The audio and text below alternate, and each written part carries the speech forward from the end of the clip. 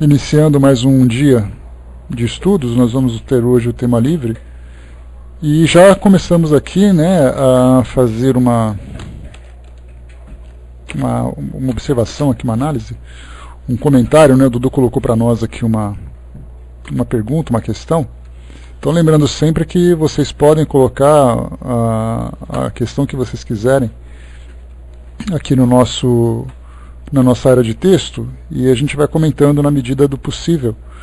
Tá? Se por acaso nós não tivermos perguntas, aí a gente volta a fazer então a leitura daquelas psicografias, né, que são tão importantes para as nossas reflexões. Né? O Dudu colocou aqui: ontem, estudando o livro Pão Nosso, veio uma pergunta à minha mente, né, onde eu divago sobre o julgar, onde eu poderia diferenciar um julgamento no teor da palavra de uma opinião, e não fofoca sobre uma pessoa, que se tornaria numa ajuda, né, sem esse julgar que tanto falamos. Eu acho que julgar e comentar sobre seria diferente. Parece que julgamento imprime fofoca, né? Quantas vezes não é assim? Na verdade, quando nós falamos em julgamento, nós utilizamos uma autoridade pessoal para avaliar se aquilo é certo ou errado a partir da nossa perspectiva. Com o passar do tempo, o julgamento ele se tornou uma crítica, né? Porque quando eu faço uma avaliação de alguma coisa, um julgamento pessoal, eu vejo se aquilo é bom para mim ou não. A partir do momento em que eu imprimo uma crítica, e a gente lembra que crítica, né, ela também tem uma ideia bastante distorcida na atualidade, porque quando você fala crítica, de imediato você imagina que é algo negativo, algo destrutivo. E a crítica nada mais é do que uma opinião. Então, nesse caso, é uma opinião que você emite sobre alguma coisa, sobre alguma pessoa, sobre algum lugar, e essa crítica ela vai simplesmente dar a sua opinião. Então, no caso, por exemplo, de um crítico de cinema, não significa que é aquela pessoa que fica o tempo todo falando mal, destruindo. Ele simplesmente vai escrever a opinião dele. E depois, no final, ele pode, durante a crítica, emitir um julgamento. Eu acho que o filme é bom, eu acho que o filme é ruim. E a partir da crítica, ele vai então explicar aquilo que ele falou, né? Mas o julgo, e uma palavra ainda mais forte, pois é, exato, porque as palavras, com o passar do tempo, Dudu, elas foram modificando o seu sentido real, né, pelo uso no cotidiano, pelo uso do dia a dia. Então a gente pensa assim: não julgue as pessoas. Sim, nós julgamos as pessoas o tempo todo. Eu julgo as pessoas com quem eu trabalho, eu julgo as pessoas com quem eu convivo, eu julgo as pessoas da minha família. Nesse julgamento eu procuro sempre fazer ali desse julgamento tirar as minhas próprias conclusões. A partir do momento que nós começamos a emitir críticas, né, principalmente as destrutivas, as negativas, para trazer um prejuízo para aquela pessoa que recebe essa crítica, ou para aquela coisa que recebe essa crítica, e aí então eu já começo a transformar aquele julgamento numa opinião pessoal, e essa opinião pessoal, ela normalmente me coloca sempre numa condição superior, e aquilo que me desagrada numa condição inferior. Então, na verdade, o julgamento ele é muito natural, ele acontece o tempo todo.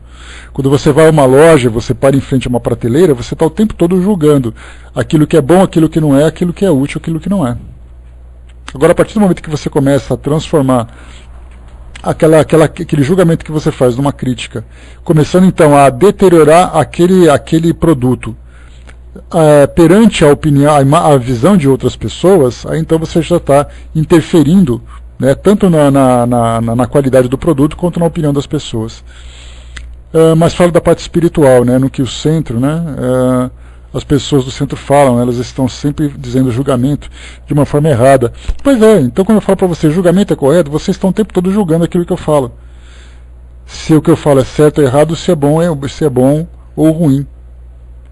Agora, quando vocês começam então a interferir e trazendo um prejuízo para o trabalho, na verdade o prejuízo começa a partir de vocês mesmos. Porque normalmente a gente faz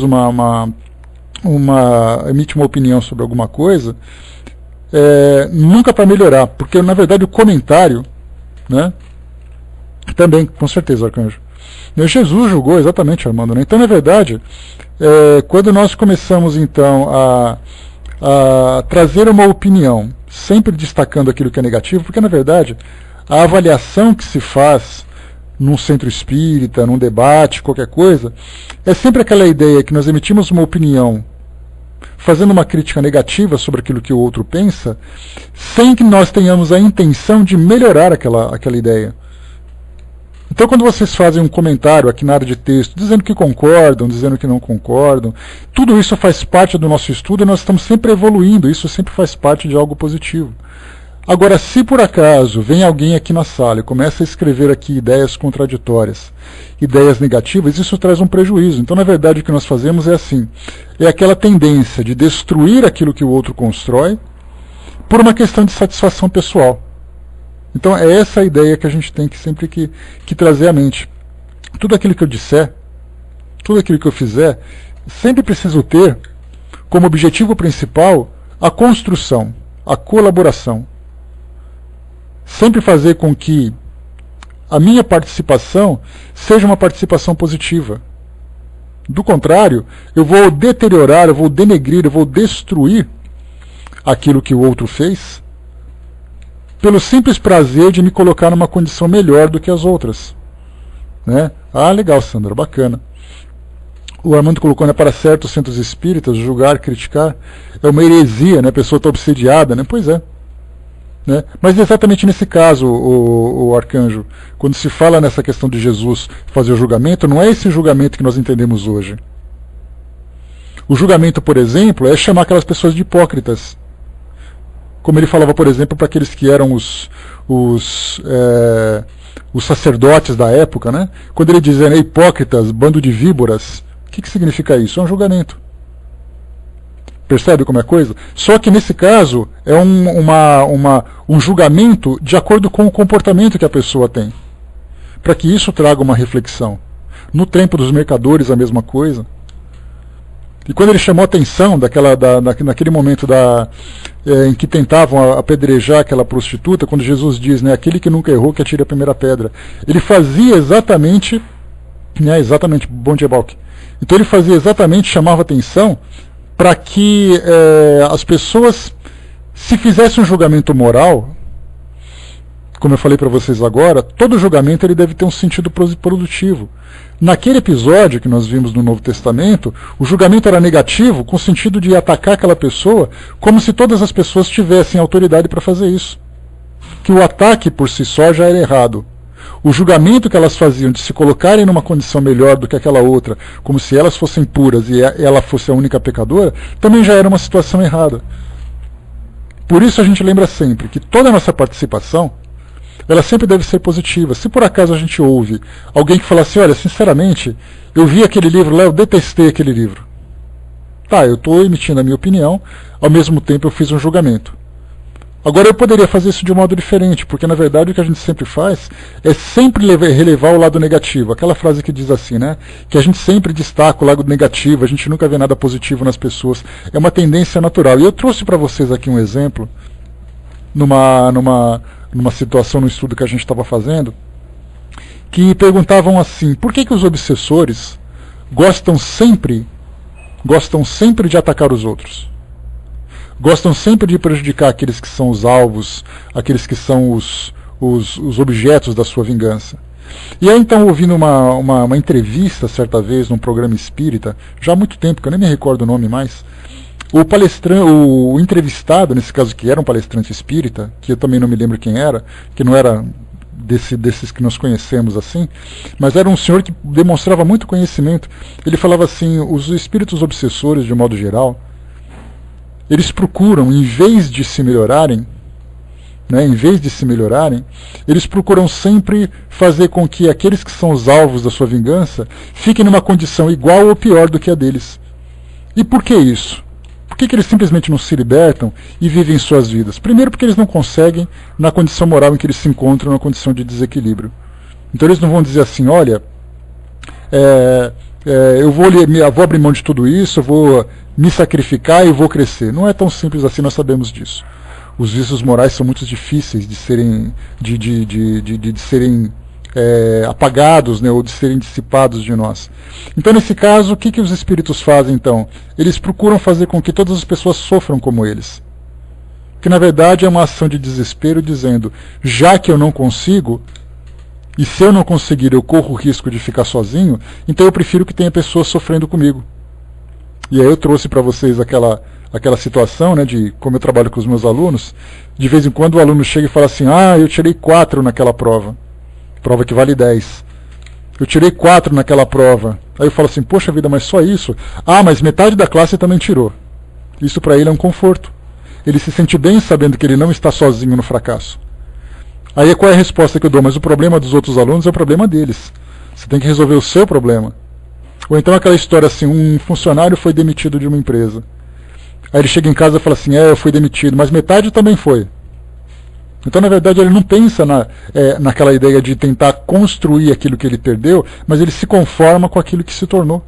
No caso de uma condição moral inferior, quando você vê pessoas sofrendo como você, pessoas desesperadas como você, isso traz um certo conforto, percebendo que você não está sozinho. Então, nesse caso das críticas que nós fazemos, é uma tendência natural. Já que nós não conseguimos nos transformar por uma condição melhor, a gente faz o quê? Puxa para baixo aqueles que estão numa condição melhor. Então o Armando colocou de uma forma bem legal ali, obrigado Armando.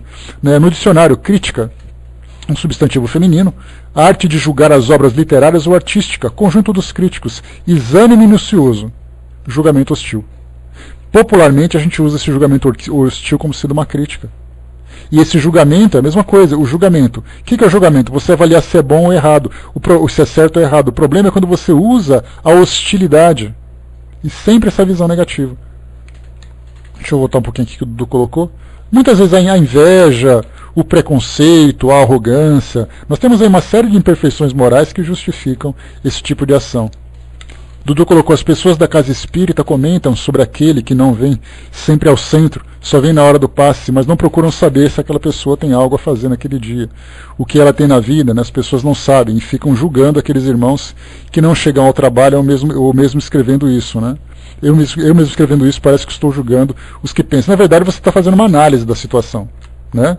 Então, mas de qualquer forma, é uma análise construtiva, com uma intenção positiva, exatamente para poder compreender a situação.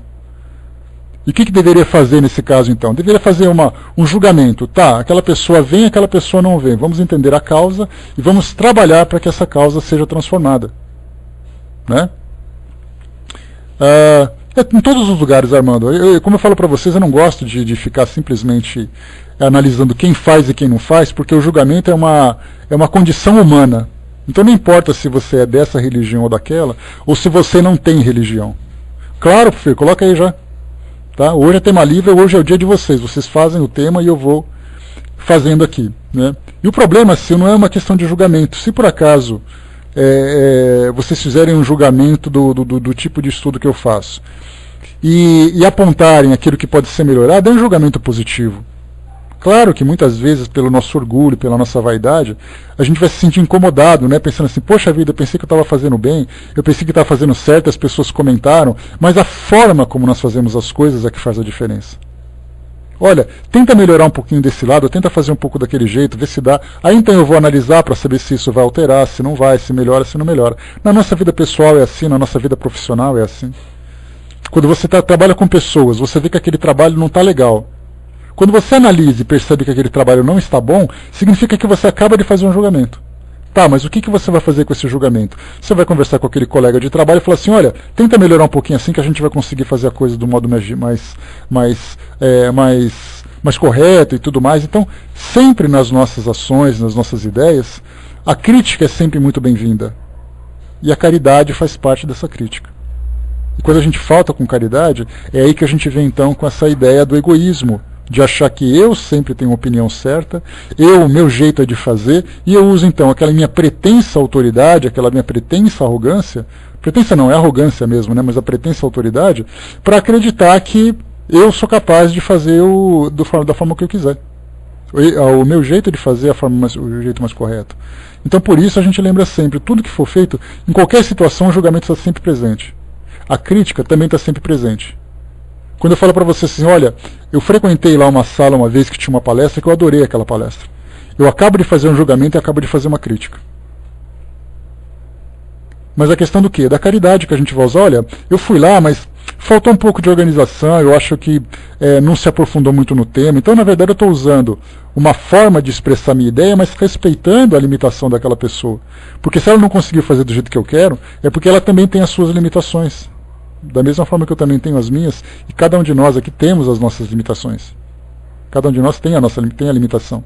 Por isso, então, tudo que a gente faz sempre visando, sempre tendo como ponto de vista fundamental a caridade, que é o mais importante. A Selma colocou, na verdade, não é um julgamento, é uma avaliação. Devemos avaliar para melhorar, que na verdade é um julgamento, um auto-julgamento. Tudo é, mas a palavra julgamento e a palavra crítica, como eu falei para vocês no início, elas acabaram se transformando na atualidade uma ideia pejorativa, uma ideia destrutiva. Então nós usamos isso, como eu falei para vocês já, outras expressões que nós utilizamos, né, de uns tempos para cá. Como se fala, lembra que eu falei para vocês, estudando Kardec naquela época, quando falava assim, o idiota. O que é o idiota? Era uma pessoa que tinha uma deficiência mental. Hoje o idiota é uma agressão. Então, com o passar do tempo, as palavras vão assumindo um sentido diferente de acordo com o uso, né, na linguagem popular. Então a gente tem que ter muito cuidado com isso. A Negrão colocou, né, em vez de procurar nos melhorar com as críticas, analisando os fatos, nos melindramos. Quer dizer, o orgulho, o melindre, o egoísmo. Então a gente vai sempre complicando essa situação nas nossas relações pessoais por causa dessas imperfeições morais. Então, tanto aquele que faz como aquele que recebe acaba sofrendo também. Arcanjo colocou, desencarnado escuta essa sala, o desencarnado escuta o som do PC, ele enxerga as letras do PC, ele consegue ver até seu pensamento, Arcanjo. Imagino que se ele não vê o que você vê. Né? Então, na verdade, assim, os espíritos estão sempre presentes conosco. Tanto é assim que é muito interessante a gente ver que não é só uma questão de computador. É do dia a dia. Se você está fazendo o seu trabalho, se você está no seu cotidiano, aí você fala assim, olha, hoje à noite eu tenho um trabalho no centro espírita para fazer. Dependendo dos espíritos que estão com você, eles vão te acompanhar até lá e vão absorver aquilo que você também absorve. Se por acaso é aquele espírito que não se interessa por aquilo que você faz, aqueles que não se interessam, então eles vão te esperar do lado de fora, esperar você voltar, para depois chegar, porque na verdade é um ambiente que não é agradável. Então se por acaso tem algum... É como se tivesse... Imagina que um desencarnado é uma pessoa encarnada que está do seu lado. Aí você para no computador e fala assim, olha, eu quero acompanhar esse estudo. Aí você tira ali o plug da sua caixinha de som, como o Zé costuma fazer lá para incomodar os vizinhos, e aí então todo mundo fica ouvindo. Tem aqueles que sentam e falam assim, poxa, deixa eu ouvir também para ver como é que é. Outros falam assim, pelo amor de Deus, não quero ficar ouvindo essas coisas não. E vão embora. Então, na verdade, pensa no desencarnado exatamente igual ao encarnado que está do seu lado. Ele vai desfrutar das mesmas coisas, né? Nós tivemos ali algumas descrições interessantes que os espíritos apresentam para nós, falando, por exemplo, dos locais onde nós frequentamos e o tipo de espíritos que frequenta também aquele local, esses locais. Então eles falavam, por exemplo, assim, dos bares, dos bordéis, dos motéis, nas festas que nós hoje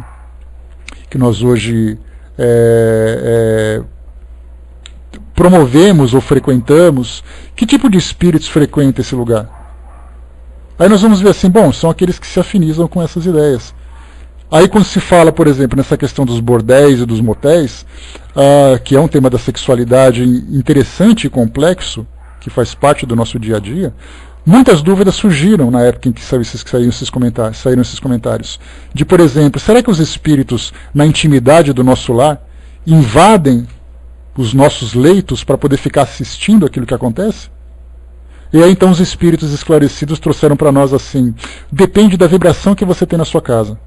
Porque no momento em que há esse compartilhamento físico e afetivo entre um casal, e isso acontece de uma forma amorosa, esses espíritos não têm acesso a isso. A menos que durante o seu dia você seja um indivíduo que não tem essa prevenção, você não tem essa preocupação, mais ou menos como acontece, né, questão de sintonia, mais ou menos como acontece quando a gente passa o dia todo criticando, xingando, brigando, com vulgaridade, com agressividade. Quando chega a noite a gente faz uma prece acreditando que os espíritos de luz estão do lado. Na verdade, a nossa vida, nós temos que estar constantemente numa condição de prece. E estando numa condição de prece, significa que a nossa sintonia vai repelir esses espíritos. Então, se eu estiver no computador, vendo aqui imagens imagens pornográficas, participando de debates e diálogos, né, em salas de bate-papo vulgares também da mesma forma, eu vou ter um monte de espírito do meu lado. Se você tiver sintonizado, focado, vivenciando ensinamentos, por exemplo, que nós estudamos na doutrina espírita, e você participa de um estudo, você vai ter ali espíritos que também compartilham com essa ideia. Então, desencarnado é a mesma coisa que acontece com os encarnados também. Então nós podemos simplesmente tirar o corpo físico, o resto continua. Pode colocar, Fer, não apareceu não. Tá? De repente é muito grande, se você quiser me mandar por PVT, aí eu já pego por aqui e já leio também. Às vezes, se for muito grande a pergunta, ele não aparece. Tá? Então não apareceu, provavelmente algum probleminha aqui. Então coloca para mim aqui, por favor, em PVT, que aí eu faço a leitura aqui na sala. Tá? Ah, então, se é muito grande, então ele não aparece, porque ele aceita, acho que nossa, em 2 linhas ou 3 linhas. Ou se você colocar aqui repartida, põe 2 linhas, depois mais 2 linhas. Tá, te chamo sim, deixa eu pegar aqui. Só um instantinho. Pronto, mandei aí, Fê, sobre. Tá, então, deu para compreender então essas situações, né, que a gente colocou. Beleza, né? Então tá jóia. A gente tem esse trabalho que é feito na internet, Arcanjo, a gente tem muitos esclarecimentos, nós da equipe Espiritismo.net, por exemplo, e que nós temos um trabalho exclusivamente voltado para o meio virtual. Muitas dúvidas surgiram no início desse trabalho. Os centros espíritas, por exemplo, disseram, mas estudar na internet não é uma coisa séria, você tem que estudar no centro espírita. E aí eu brincava com a nossa querida Ju. Eu falava assim, Ju, na internet, nós estudamos 4 vezes mais do que acontece no centro espírita. Lá no centro espírita você vai 1 hora, uma vez por semana. Aqui a gente estuda 1h30 todos os dias. Então, em termos de estudo, a gente tem horas de voo muito mais do que quem frequenta o centro espírita. Agora, os trabalhos realizados no centro espírita, aí devem ser praticados no próprio trabalho. Né? Então, por isso a gente lembra, é sempre dividir. Então, o Espiritismo.net começou a fazer esse trabalho virtual. E a dúvida surgiu, será que transmitir palestra pela internet é válido? Será que por acaso você fazer um atendimento fraterno na internet é válido? Será que por acaso você desenvolver um estudo interativo na internet é válido? E aí então nós começamos a receber a orientação dos espíritos. Kaibar Schutel, que é considerado um dos grandes pioneiros, embora ele não goste de ser chamado dessa forma, né? Ele é um dos grandes pioneiros, desbravadores do espiritismo, da transmissão do espiritismo à distância, pelo rádio, pelos jornais, pelas revistas, lá na cidade de Matão, aqui no interior de São Paulo. Então ele é orientador do nosso trabalho. Então uma vez por ano a gente tem uma reunião com ele. Né? Isso porque é uma vez por ano, porque a gente promove encontros uma vez por ano para esse intercâmbio com o mundo espiritual. E ele vem então através da psicofonia conversar com a gente. E ele sempre diz assim, né, que esse trabalho feito no meio virtual, ele não só ajuda aqueles que são encarnados, mas também os desencarnados. Porque muitos deles não vão a centros espíritas, da mesma forma que muitos encarnados também não vão. Por medo, por preconceito, por não gostar mesmo, sei lá, por qualquer motivo que for. E de repente, pelo meio virtual, na casa de uma pessoa que está sendo acompanhada e tudo mais, ele acaba tendo mais acessibilidade. Então, por isso, a grande importância que nós temos nessa difusão, né, da doutrina espírita por esse meio. Né? Em termos de qualidade, ele não perde nada, mas existem situações, como eu falei para vocês, em que o ambiente da casa espírita é importante. Né? Exatamente também, né, Brice? Bom dia. A mesma coisa acontece pela televisão, pelo rádio, pela internet e tudo mais, mas muitos centros espíritas diziam assim, olha, não sei não, viu? Esse estudo que você faz na internet não é bom, você tem que fazer aqui no centro espírita. Na verdade, é o preconceito daquele pessoal da velha guarda, que tem aquela dificuldade de entender, até porque a internet ela ficou rotulada como alguma coisa sem muita importância durante muito tempo na nossa sociedade. Então a internet era brincadeira, pesquisa, jogos, relações de baixo teor vibratório, moral, além de comodidade, né? Mas assim, é sempre negativo. Hoje nós temos a internet como sendo um meio de estudos de extrema importância, um meio de negócios de grande importância, um meio de relacionamentos de pessoas de grande importância. E isso acontece até hoje, viu, Filomena? Não é algo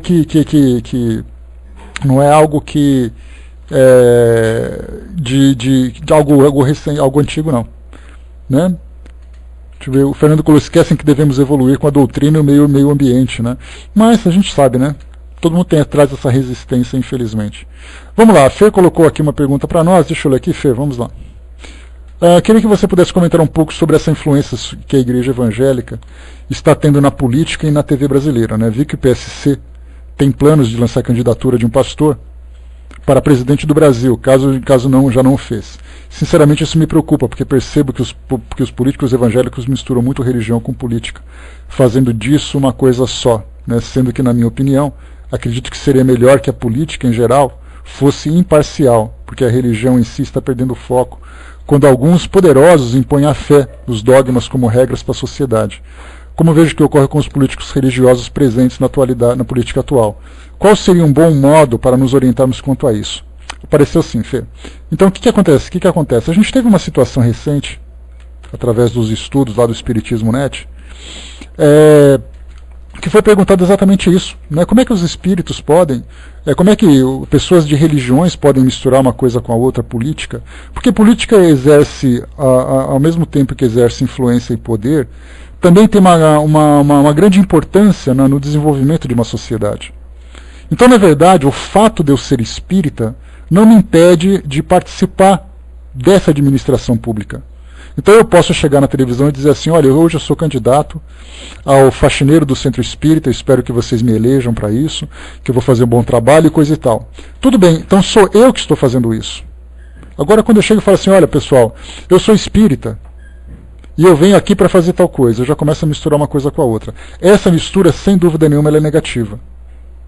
É negativa porque ela acaba trazendo, primeiro, um efeito muito negativo sobre a religião. Porque a religião, o trabalho que ela tem que fazer é a transformação moral das pessoas e a espiritualização. Quando você envolve política, e realmente, Fê, isso que você colocou é algo que todo mundo nota, né? Pastor isso, pastor aquilo, bispo não sei o quê. Por exemplo, o Dr. Bezerra de Menezes, ele era deputado. Freitas Nobre, que foi um grande político aqui de São Paulo, também da mesma forma. Então, na verdade, eles não usavam esse rótulo, até porque se na época eles usassem, eles acabavam perdendo muito. Né, porque naquela época o espiritismo era perseguido, né?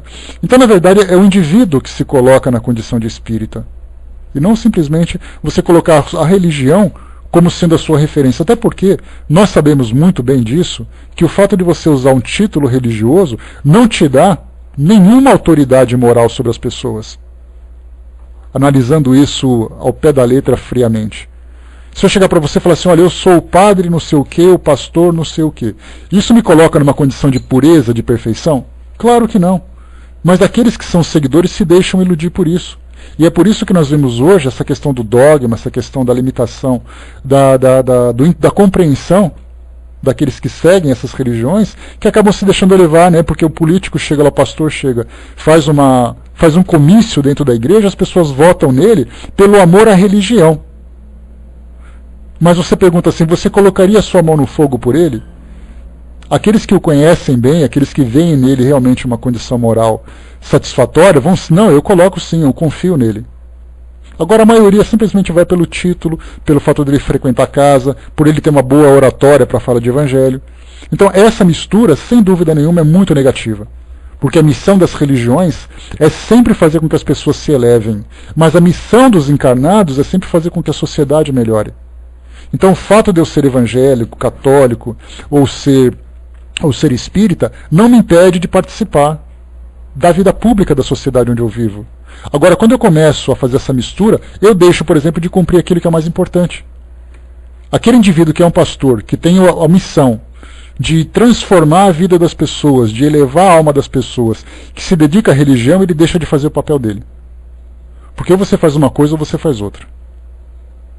Não dá para você misturar. Ou você tem dedicação exclusiva no seu pastorado, ou você tem uma dedicação exclusiva naquilo que você faz no seu trabalho.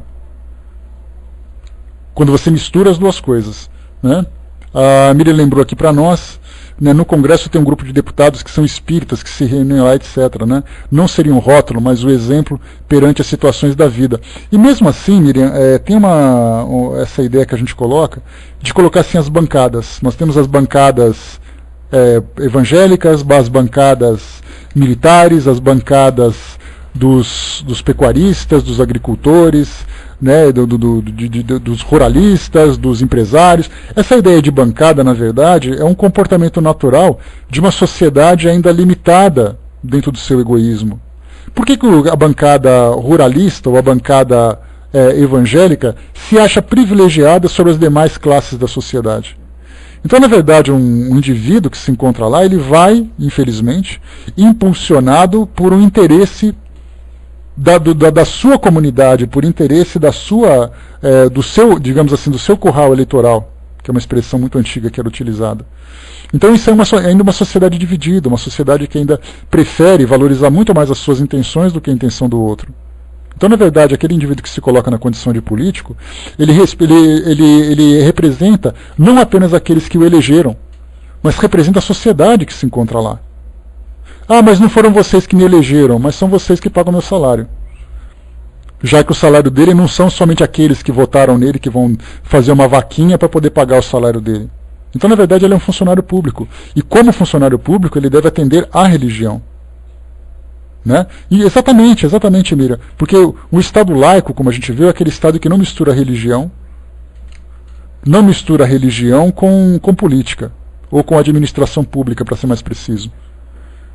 Mas o que nós temos hoje, a intenção dessas religiões que formam bancadas, é que tentar impor os seus valores morais, os seus dogmas, para o comportamento da sociedade, que daqui a pouco, como nós vemos hoje, em alguns países, nós teremos uma sociedade teocrática. O que é teocracia? É um governo sustentado por determinações divinas, como acontece, por exemplo, no Afeganistão, no Irã, que são esses países islâmicos que ainda são sustentados por esse tipo de administração. Então, na verdade, um país laico ele não mistura uma coisa com a outra. Exatamente por quê? Exatamente porque o objetivo da religião é fazer com que, mais uma vez, fazer com que as pessoas se espiritualizem. E essa espiritualização, como a gente já comentou, você nunca vai conseguir transformar uma sociedade. Mas você deve começar a transformar as pessoas, os cidadãos, os indivíduos. E transformando os indivíduos, a sociedade, como consequência, se transforma. Então a ideia que estão tentando aplicar hoje é fazer uma transformação no sentido inverso. Eu vou para o governo e ali eu começo a criar leis que vão regrar a vida das pessoas. Na verdade, eu tenho que trabalhar o coração das pessoas. Né? Um país laico, é aquele país que divide religião de administração.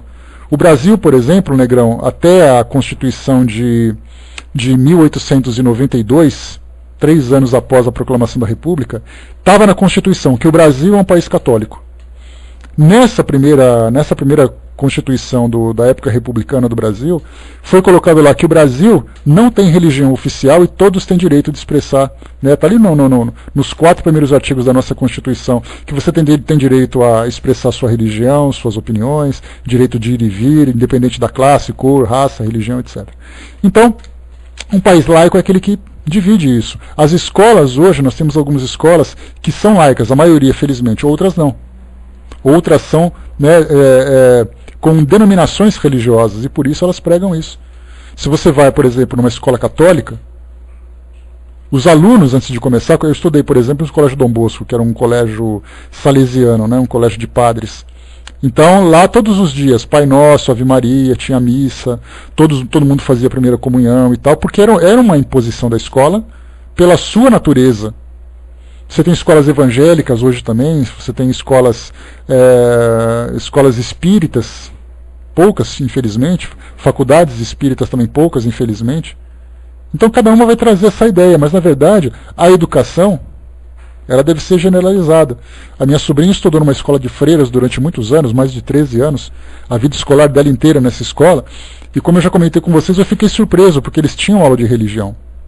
E nessa aula de religião, quando ela foi trazer o material para poder ver, que era aquela época de começo de ano para comprar, de repente eu vi ali um livro que falava de religião, assinado por Dora Encontre e Alessandro Bigueto, que são 2 grandes pedagogos espíritas. Então uma religião católica comprando um livro de pedagogos espíritas, porque falavam com absoluta isenção de todas as religiões, que o importante na verdade era fazer com que as crianças conhecessem, que os alunos conhecessem a ideia da religião. O Bertozzo colocou aqui na Irlanda, a igreja influencia e muito na política, onde a separação de casais, né, foi autorizada nos anos 90, né? E recentemente uma indiana morreu no hospital por estar abortando e a enfermeira e os médicos não fizeram a curetagem porque a igreja condena o aborto, né? A gente vê situações assim. Então, enquanto, né, conhece o autor do Céu e Inferno? Legal, então, Sandra. Então a gente vê que quando se mistura uma coisa com a outra, acaba trazendo esse prejuízo. A Fernanda colocou em cima, acontecendo isso num país como o Brasil, que teoricamente seria democrata, parece que estamos indo para o caminho do nazismo, lavagem cerebral. Seria isso, né? Mas a sociedade resiste, Fê.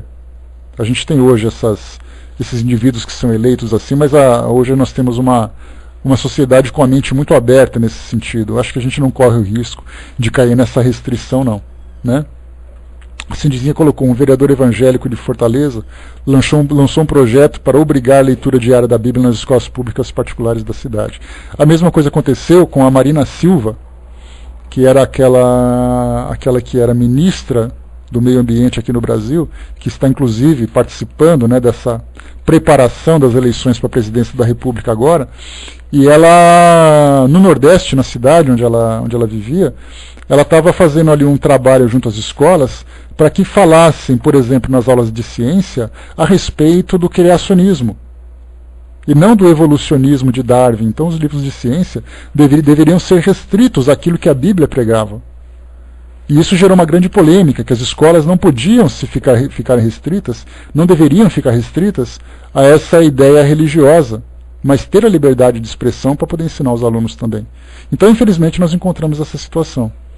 Na verdade, o candidato evangélico a presidente tem só 2%, exatamente porque o indivíduo que é pastor, ele pode ter intenção de melhorar a sociedade, mas não tem preparo para isso. Porque para você ser político, infelizmente, no nosso país não é uma condição essencial, mas há necessidade de um conhecimento de administração pública, de uma especialização na área em que ele atua, para que ele possa exercer bem a sua profissão, né? Que Fê colocou, né, parece que eles, né, porque para eles parece que tudo se resume ao que está na Bíblia. E realmente é o que está na Bíblia, né? E se dependesse disso, seria como acontecia com Moisés naquela época, no Antigo Testamento. Falava, por exemplo, tudo aquilo que Moisés trazia nos 10 mandamentos eram leis divinas. E nós tínhamos ali, por exemplo, não matar, né, não roubar, não destruir o patrimônio alheio, com outras palavras e tal. Então, toda essa ideia visava interferir no comportamento das pessoas enquanto sociedade, e não simplesmente como pessoas que estavam evoluindo espiritualmente. Mas naquela época havia necessidade primeiro de regrar a sociedade, para depois trabalhar as pessoas espiritualmente, né? Então, o que eu vejo, Fer, né, resumindo aqui, fechando aqui o nosso raciocínio, eu vejo com pesar, lamento profundamente essa mistura que fazem, né, porque quando você se torna político, você quer, na verdade, claro, fazer trabalhos que são importantes, como, por exemplo, as ideias do aborto, o trabalho da bioética, né, que foi um tema bastante polêmico recentemente. Essa ideia, por exemplo, de educação da sexualidade.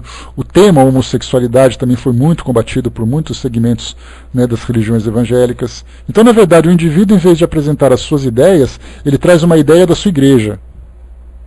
E eu vejo isso como um grande prejuízo, porque a igreja perde o seu sentido, o seu real valor, e esse indivíduo também perde, né, a sua grande função, que é fazer com que as pessoas se doutrinem, né, dentro de valores dos mais elevados. Miriam colocou: acho que certos fanatismos são preocupações sinceras, apesar de alguns equívocos, né, também vejo dessa forma. Armando colocou: nas escolas não ensinam o que é religião, mas sim religião do indivíduo, né? Eles não ensinam religiosidade, né, Armando? Acho que seria a expressão correta. Eles não ensinam religiosidade, eles querem falar de religiões. E cada religião ali, aquela religião que é mais forte, ela naturalmente vai sempre se impor de uma forma mais direta, né? Então realmente é assim, lamentavelmente. Então eu acho que eu vejo assim, né, Fer, essa colocação que você fez. Eu vejo com muito pesar. Então, se por acaso nós virmos na televisão um político fazendo propaganda, dizendo assim: eu sou espírita, frequento o centro tal e vim aqui trazer minha proposta, ele está cometendo um grande equívoco. Nós tivemos, por exemplo, o ministro da Saúde recentemente. Ele é espírita, palestrante espírita, médico, e a televisão falou assim: olha, fulano vai assumir então o Ministério da Saúde, ele é espírita, escreveu tal livro. Quer dizer, o que isso faz ou deixa de fazer no desempenho que ele vai ter ali no papel dele? Por que a imprensa dá tanta importância para isso? A gente vê também, lamentavelmente, né, uma certa preocupação desnecessária de ficar rotulando as pessoas. Na verdade, se ele é o ministro da Saúde, o que interessa é que se ele conhece de saúde. Se ele é um médico, e um bom profissional, então imaginamos que ele tenha conhecimento para, pelo menos, na parte técnica de fazer isso. A parte administrativa já é outra história. Agora, o fato dele ser espírita, evangélico, ateu, isso não faz diferença nenhuma. Mas a sociedade ainda dá importância para isso.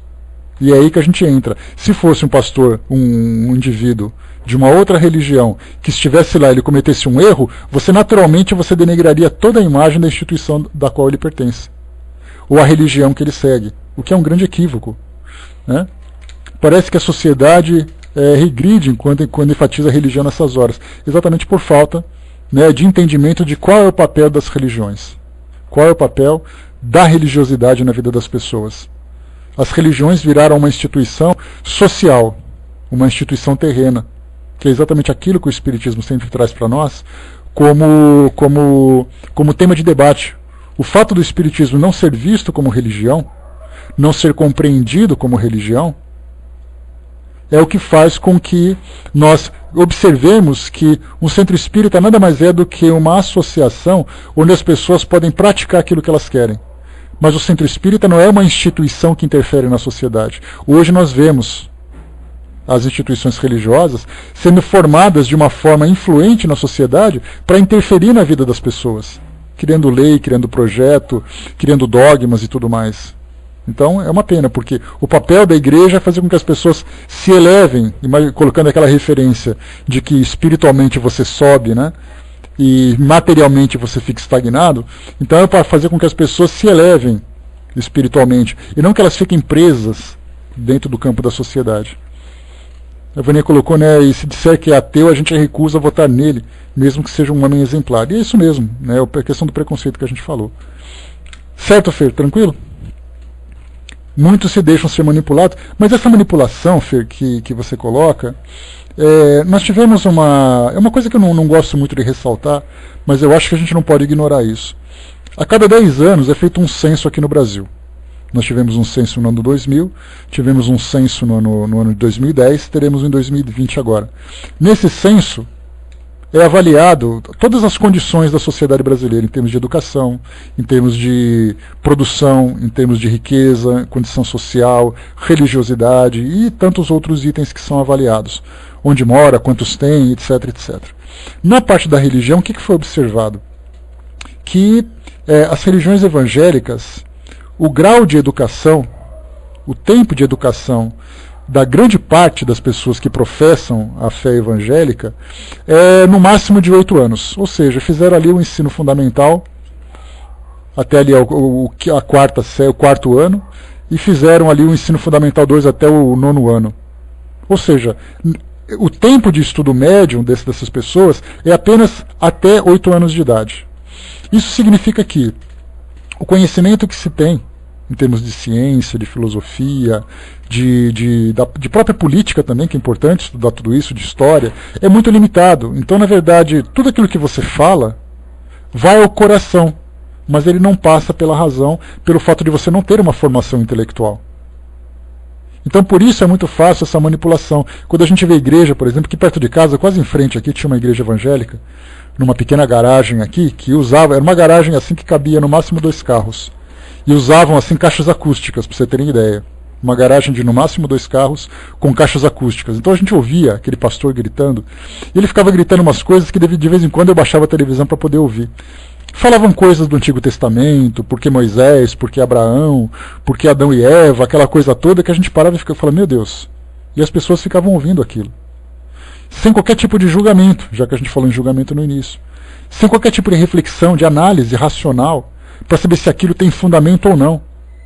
Porque Deus parou a terra de girar para que isso, e as pessoas, nossa, como Deus é poderoso.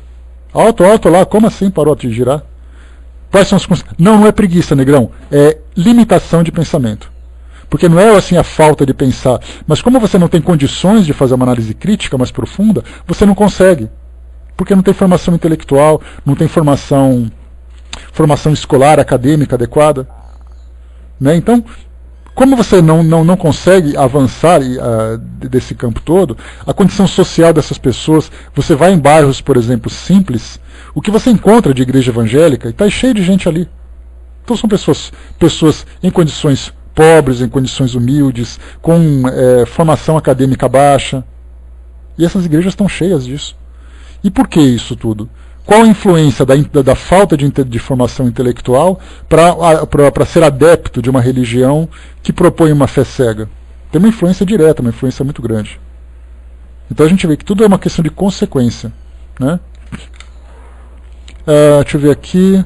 Tina colocou, foi uma igreja evangélica há um mês, nem o pastor de fora deu uma palestra que admirei, né? Nada do que havia assistido, pelo contrário, moderno. Isso não impede, eu também tenho um amigo que é pastor evangélico que faz um belíssimo trabalho. Então, na verdade, nós não falamos daqueles que fazem o bom trabalho, nós lamentamos por aqueles que não fazem o bom trabalho e misturam o trabalho espiritual que devem desenvolver com o trabalho relacionado com o mundo material, envolvendo a sua fé com o trabalho que tem que fazer. Então, na verdade, como eu falei para vocês, como o ministro, né, dessa mensagem espiritual, ele tem a função de transformar moralmente as pessoas. Como cidadão, ele tem o direito de fazer qualquer coisa que qualquer cidadão faz. Então eu tenho o direito de me candidatar a qualquer cargo público, como ele também tem, não impede uma coisa com a outra. Agora, quando nós misturamos, você percebe que você mistura. Você vai para a igreja para fazer comício. E não simplesmente para falar de questões espirituais, que é o que a sociedade hoje precisa, né? A Miriam colocou em cima, é como se, como espírita, achamos que Emmanuel, reencarnado e trabalhando na educação, vai salvar nosso país, né? Sempre distorcemos, sempre queremos um salvador. É uma necessidade natural do ser humano, buscar aquele salvador, aquela referência, né? E, infelizmente, lamentavelmente também. Só para poder trazer para vocês aqui, por acaso, eu estava aqui mexendo nos meus papéis. Espera aí. Deixa eu ver aqui rapidamente, espera aí. Tá, mexendo aqui nos meus papéis não, né, nos meus arquivos, que já não temos mais papéis, felizmente. E aí então eu estava separando aquelas psicografias que eu sempre leio para vocês, e aí me deparei aqui com um arquivo que eu separei da Revista Espírita. Quando eu vejo temas assim, eu copio, colo no Word e guardo num arquivo separado, para não ter que procurar depois. E eu achei exatamente isso, olha. Revista Espírita, 11º ano, do dia 12 de dezembro de 1868. Sessão anual comemorativa dos mortos. Discurso de abertura pelo Sr. Allan Kardec. O Espiritismo é uma religião? Eu vou ler para vocês esse artigo, que é importante para entendermos exatamente o que significa o Espiritismo enquanto filosofia, enquanto ciência, enquanto religião. Vamos lá. Eu separei aqui os trechos mais importantes, naturalmente, né? Sem tirar sem menosprezar aquilo que foi retirado, porque isso aqui é a parte mais relevante. O laço estabelecido por uma religião, qualquer que lhe seja o objeto, é, pois, um laço essencialmente moral, que religa os corações, que identifica os pensamentos, as aspirações, e não é somente o fato de compromissos materiais, que se quebram à vontade, ou do cumprimento de fórmulas que falam aos olhos mais do que ao espírito.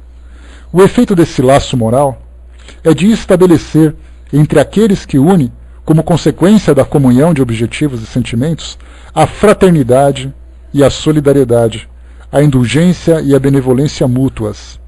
É nesse sentido que se diz também a religião da amizade, a religião da família.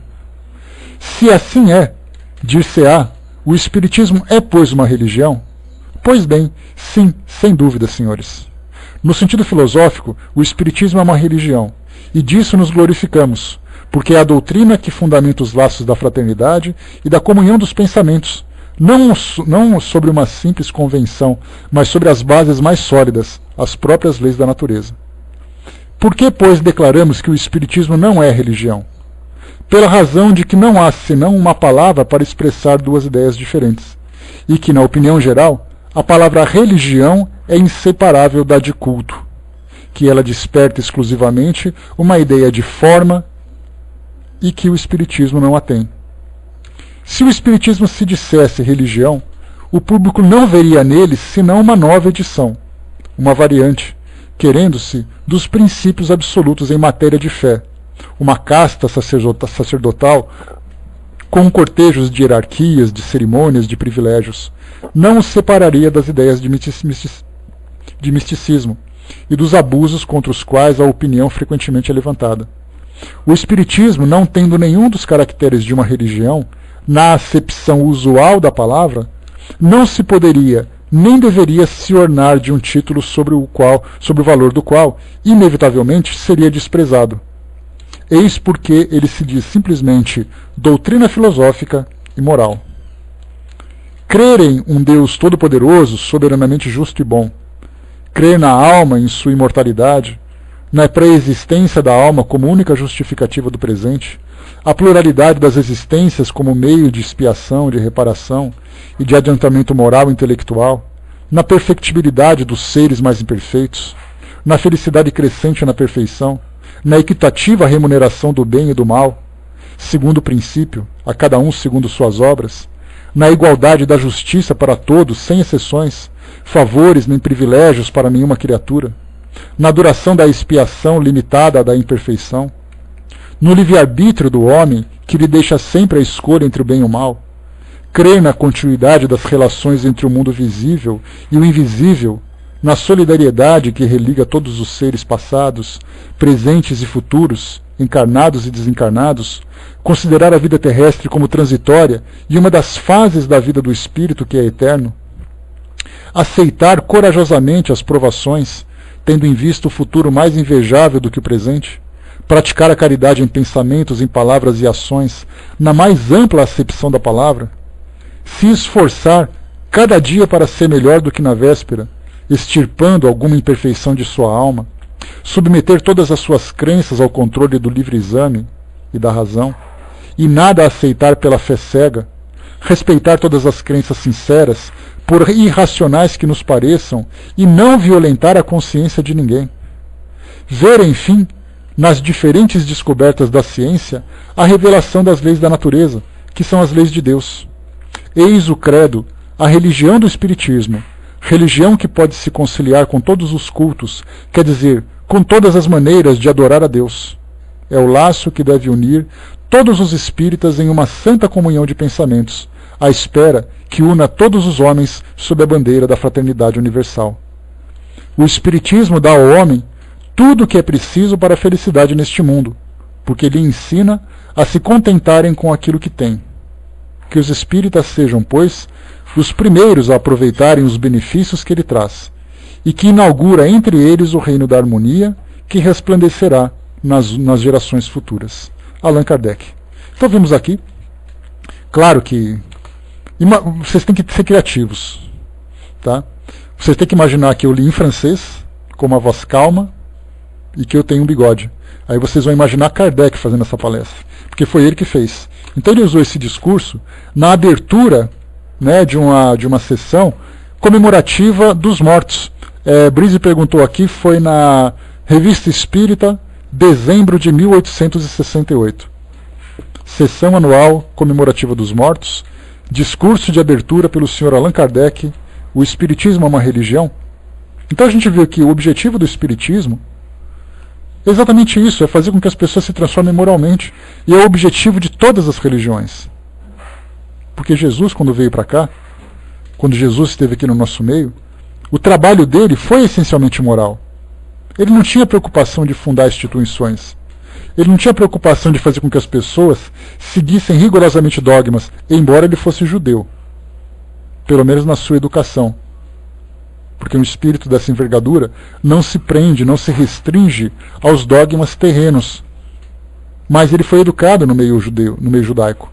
Então ele era um judeu de princípio e se tornou então essa referência desses nobres valores que hoje nós conhecemos e praticamos. Então uma religião que se limita a esse propósito de elevação espiritual faz exatamente aquilo que Jesus veio fazer. Quando ela começa então a se transformar numa instituição terrena, enviando seus representantes para o meio político, enviando seus representantes para interferir na sociedade, no funcionamento da sociedade, e não trabalhar com as pessoas, ele foge ao seu princípio essencial. Então é daí que a gente começa a entender então o prejuízo que o mundo acaba tendo porque você perde o efeito, né, objetivando uma ambição material daqueles que são os seus líderes, os seus seguidores. Então é nesse sentido que a gente então traz essa crítica, né, contra esse tipo de atitude, esse tipo de ação. E se nós virmos hoje, se por acaso aparecer alguém na televisão dizendo assim, eu sou espírita e eu vim aqui me candidatar, esse vai ser um que eu não voto. Não pelo fato dele ser espírita, mas por ele cometer o erro de fazer essa mistura, de utilizar aquilo que ele acredita, sabendo que todos nós estamos aqui como seres imperfeitos, então utilizar a palavra espírita para se colocar como perfeição, como se colocar alguém, né, para usar a doutrina para se promover, é alguém que já começou fazendo errado. Então é ali que ele acaba depois sofrendo as consequências disso. Muito bem, pessoal, temos mais 15 minutos. Espero, Fer, que não tenha confundido a sua cabeça. Não, legal, Brisa, seja bem-vinda sempre. Tá? Todos os dias, de segunda a sexta, às 9 horas da manhã, a gente abre aqui a nossa salinha para fazer os nossos estudos. Tá? Seja bem-vinda. E muito bem, mais alguma pergunta, pessoal, antes da gente ir embora? Vocês têm 10 minutos. Eu sou o cara que está aprendendo muito, viu com vocês, viu, Sandra? Beleza, então. O que mais, pessoal? Vamos lá. Pois é. O cara é ele, não eu. Deixa eu ler para vocês, aproveitar aqui uma psicografia. Deixa eu pegar aqui que fala um pouquinho sobre essa questão moral. Está aqui, ó. Isso aqui é uma psicografia recebida, é pequena, recebida em 2009, lá na Comunhão Espírita de Brasília. Eu vou ler para vocês aqui. Não psicografo não, o Brisa, eu sou médium tijolo. É aquele que não sente, que não ouve, que não fala. Sempre que eu encontro alguém que é médium, eu já encosto para aprender com eles. Essa mensagem aqui, pessoal, não teve assinatura, tá? Não tem aqui o remetente. E ela diz assim: que a paz do Senhor esteja convosco hoje e sempre. Venho hoje aqui com a intenção de manter acesa a chama da esperança em dias melhores e benfazejos. Nenhum de nós está imune às vicissitudes da vida carnal, na qual só vemos uma pequena parte da verdade. É exatamente por esse motivo as dores nos parecem injustas. Se hoje sou tão bom e correto com todos, por que passo por tantos sofrimentos? Será que Deus se esqueceu de mim? Será que não sou merecedor da misericórdia divina? É claro que somos, todos nós somos. Por maiores que sejam nossas faltas, Deus sempre olha por nós. O que hoje nos parece uma injustiça, amanhã se mostrará o quinhão merecido. Parecerá até mais.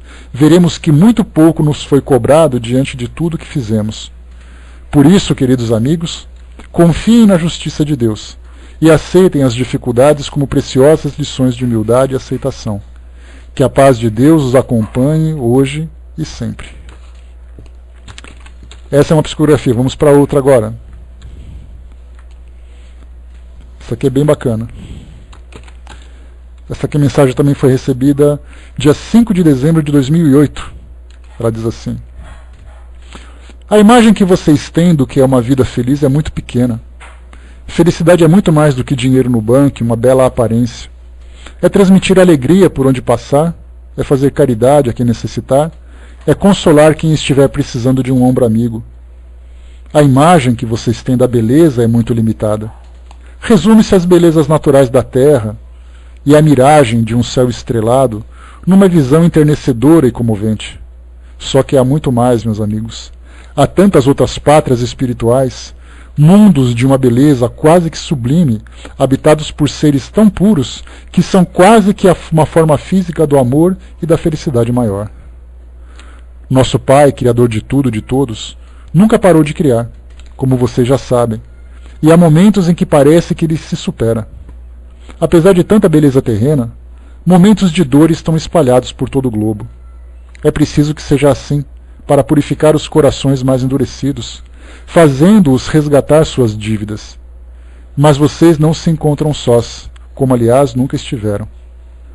Seres dos mais diferentes mundos acompanham essa transformação que se avizinha, encorajando-os nos momentos de maiores dificuldades. Creiam, amigos, que um novo mundo se aproxima, e que a felicidade é um bem muito precioso. Tenham em seus corações a serenidade para encarar as dificuldades como provas passageiras e como instrumentos para seus aprimoramentos. Deus esteja convosco, hoje e sempre. Próximos, vamos lá. Essas mensagens que eu estou lendo é fonte pessoal, Fernando.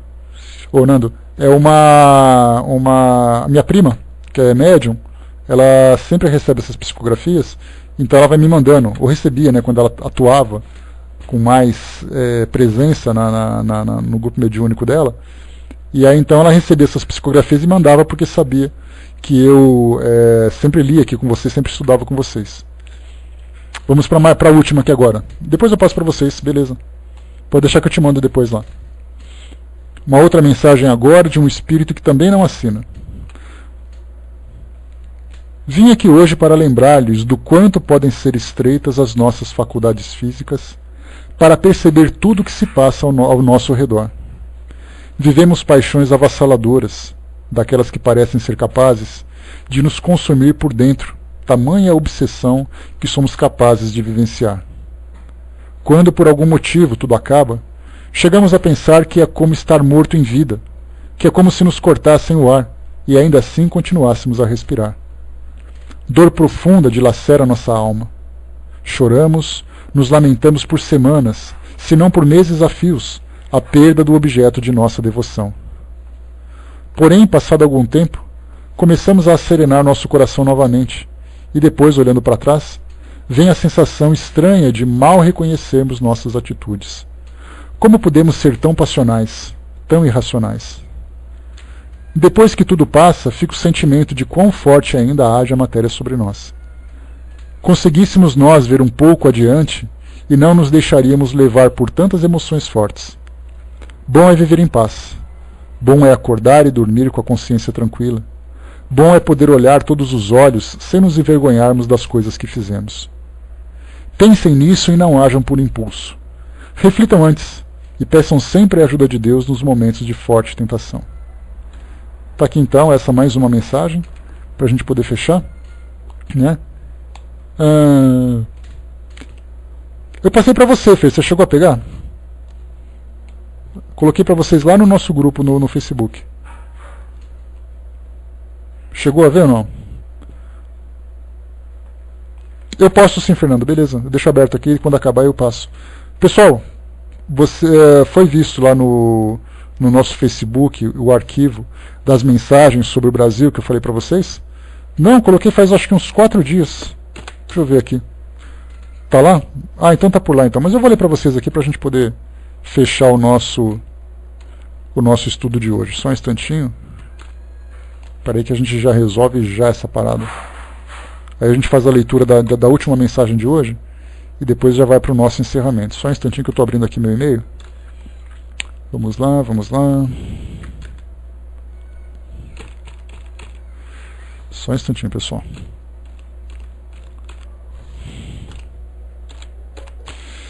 A Fer fica me pegando desprevenido aqui, dá nisso, aí eu fico correndo sufocado aqui. Vamos lá, pera lá.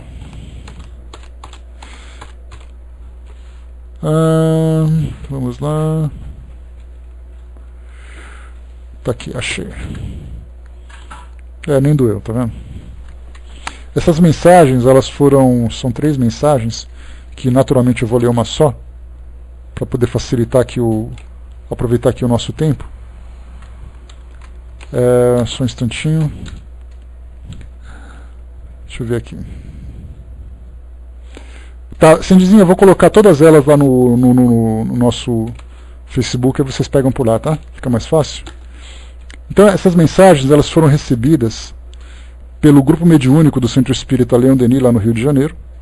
Esse é o espírito Antônio de Aquino, que é um dos responsáveis pela administração espiritual da casa. Foi publicado, está postado, né? Beleza. Essa mensagem foi publicada no livro Inspirações de Amor Único de Deus, volume 1, psicografia do altivo Carissimi Panfiro, em 2003. Né? A gente lembra que é uma coisa muito atual, lembrando que essa transformação que o mundo passa não é uma coisa que você psicografa hoje e a coisa acontece amanhã, é um processo. Então deixa eu ler para vocês aqui. Brasil, nação cristã, eis a meta por se alcançar. Faz aqui a introdução, o Livro dos Espíritos, página 789.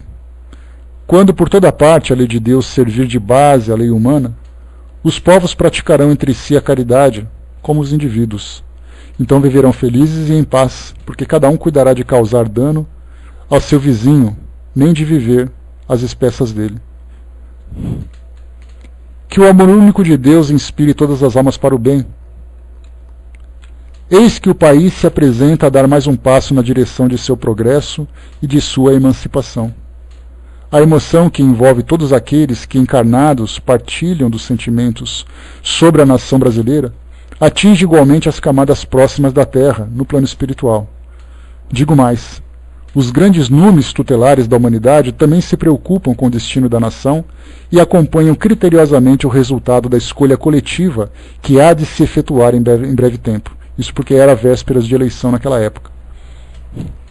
Aqueles que habitam esta pátria generosa, que é cheia de bondade espontânea e natural, devem ter em consideração o destino do país em si mesmo. Uma nação que deverá crescer entre outras nações. Uma nação destinada a mostrar-se a outras nações com a sua face cristã, a sua face de trabalhos no bem, ainda que lhe pesem dificuldades morais, espirituais e os seus grandes karmas coletivos. Falamos sobre isso num outro dia. Sim, não pensem que o Brasil não tem karma coletivo. Ele os tem. Mas esta pátria vai dando seus passos gloriosos na direção de uma causa maior, bem maior do que os políticos podem avaliar ou pensar. É a de servir de abrigo para os seres que desejam criar seus filhos, manter sua família e a si próprios em um clima de paz e de tranquilidade, além do clima de progresso. Em verdade, esse interesse maior coloca todos na posição de caminhar e buscar os valores mais elevados do espírito: a prece, o engrandecimento espiritual, o sentimento de solidariedade, a capacidade de encontrar soluções pacíficas para todas as discussões da sociedade e um sentimento profundo de respeito ao ser humano. Este sentido que caracteriza o grandioso povo brasileiro, que o povo brasileiro está tendo. Algumas vezes desvirtuado, é verdade, mas todos os encarnados devem confiar na direção espiritual do Brasil e devem fazer os esforços necessários, sejam quais forem eles, para manter o país dentro da hegemonia cristã e do esforço para construir o bem. Os momentos de dúvida e aquelas faces dolorosas em que alguns homens conseguem atrapalhar a vida de milhares de pessoas são etapas de que falei há pouco, os karmas coletivos que a sociedade brasileira carrega. Somente com a solução dos grandes problemas do passado conseguiremos, todos os brasileiros, dar o decisivo passo para frente, na direção do alto, na direção de Deus. Ninguém caminha adiante se tem uma perna presa em um grilhão. Muitos brasileiros têm grilhões pesados que os detêm no chão. O apoio à escravidão, a destruição da sociedade índia, o receber povos com o objetivo de escravizá-los no trabalho, o sentimento da indisciplina, as guerras internas e externas, o interesse pessoal acima do interesse coletivo. Muitos karmas coletivos, repito, os brasileiros carregam consigo ainda, e é preciso que a nação como um todo os resolva, para dar o seu passo na direção do mais alto. Muitos inquirirão: como posso eu saber se tem alguma coisa a ver com esses chamados karmas coletivos? Como posso saber se tenho determinadas provas com o passado? A isso eu responderei que basta que o próprio homem observe as tendências do seu espírito, os convites que lhe chegam para as atividades coletivas que beneficiem a nação, e outros ainda verifiquem as atividades assistenciais em que se veem envolvidos e terão as respostas às suas indagações. Os cargos de professor, médico, engenheiro, enfermeiro e tantos outros que atendem à coletividade, homens simples que trabalham com a sociedade, todos, enfim, que atuam nos agrupamentos sociais, podem se dizer, sem errar, possuem os chamados karmas coletivos. Bom será que cada um doe de seu tempo, de suas possibilidades, quando convocado para o trabalho, de modo a ressarcir esse débito, para que se sinta quite com a sociedade em que viveu há pouco menos de 200 anos. Os que assim o fizerem estarão preparando-se para futuramente vivenciar uma vida de alegrias e de paz, através do bem que já sejam capazes de fazer, sem se considerarem presos ao passado. Todos aqueles que ainda se sentem ligados a essas atividades sociais e que possuem o prazer de servir a coletividade, têm a clara indicação de que ainda não conseguiram quitar-se com todo o seu passado. Por isso, meus irmãos, a doutrina espírita, criteriosamente, envolve os seus seguidores numa mensagem de paz, mas também de convite à renovação e ao trabalho. Todos que somos espíritas, portanto, devemos fazer o esforço que estiver ao nosso alcance, ao alcance de nossas mãos, sem dúvida, sem angústias, sem traumas, mas com determinação para darmos os passos no rumo de nossa própria libertação. Assim o fazendo, estaremos colocando a estrela de luz, representando todos aqueles que atingiram o equilíbrio emocional nesta grande nação que há de brilhar, não por bênçãos imerecidas, mas como um resultado de seu esforço, do esforço de seus indivíduos, do esforço de sua população, do esforço das criaturas interessadas em viver em clima de alegria e felicidade. Todos hão de brilhar, procurando fazer brilhar a si próprio através da sua pacificação, do seu aprendizado e de sua convicção absoluta de que, por mais difíceis que sejam os momentos que o Brasil atravessa, tais momentos são sugestivos de que nós estamos superando nossas próprias dificuldades. Homens desse país, trabalhai pela vossa nação, trabalhai pelo equilíbrio de todos, multiplicai as obras de benemerência, as preces pelos vossos condutores. Sede homens de bem, sede homens voltados para o equilíbrio da nação. Que jamais das vossas bocas saiam palavras de descrença pelo país. Aquele que se agacha carrega mais peso. Levantai-vos, brasileiros. Tende fé no destino da nação. Trabalhai sempre pela paz. Vossos irmãos Antônio de Aquino, Inácio Bittencourt e muitos outros trabalhadores dessa casa abençoada de trabalho no bem. Graças a Deus. Então essa é uma das mensagens que chegaram para nós, né, que os espíritos veem, sem dúvida nenhuma, a nossa agitação, o nosso medo, nossa insegurança, mas eles estão sempre atentos, percebendo que esse momento de dificuldade que nós vivemos hoje é um momento de pura expiação.